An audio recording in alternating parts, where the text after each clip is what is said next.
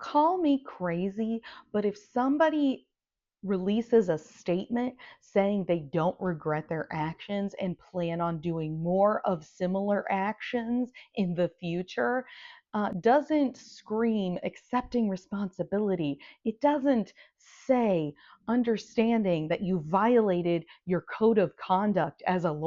November 2nd of 2023, Todd Rokita was reprimanded by the Supreme Court of Indiana for violating his professional code of conduct as a lawyer when he went on Fox News and publicly accused Dr. Caitlin Bernard of being an abortion activist. She is the doctor who gave abortion care to a 10-year-old grape victim from Ohio. On November 2nd, the Supreme Court in Indiana stated that Todd Rokita was guilty of this, and he was given a formal reprimand as well as a $250 fine, as well as accepting responsibility of his actions that violated the code of conduct. However, that exact same day, Todd Rokita released the statement on his Attorney General website, and it is still up if you want to go look at it yourself.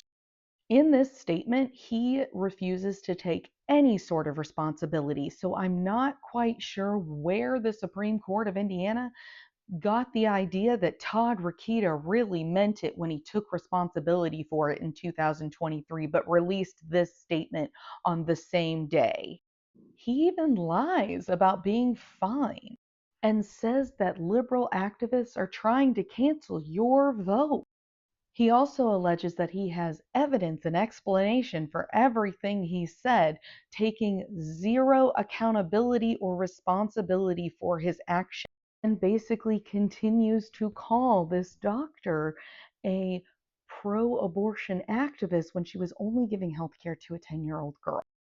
The exact thing he had just received a reprimand for, and then ties it up with a neat little bow blaming cancel culture. Well, Todd Rokita, you just came from the Indiana Supreme Court who told you your actions were wrong. This screams, I'm a little baby and I don't like it when I get in trouble. And in my opinion, the amount of damage he caused to that doctor's life, this is not a proportionate reprimand. And now that they have brought this additional complaint, because clearly he did not mean what he said in 2023 to the Supreme Court. He was being disingenuous. But according to the Indiana Supreme Court, they feel that Todd Rokita really meant it when he took responsibility for this. My question to you is, why on earth would the Supreme Court, who I'm sure that they can Google Todd Rokita's press releases just like I did, why they would think that Todd Rokita was being genuine and honest and truthful when accepting responsibility in 2023, when on the same day he was sentenced, released this statement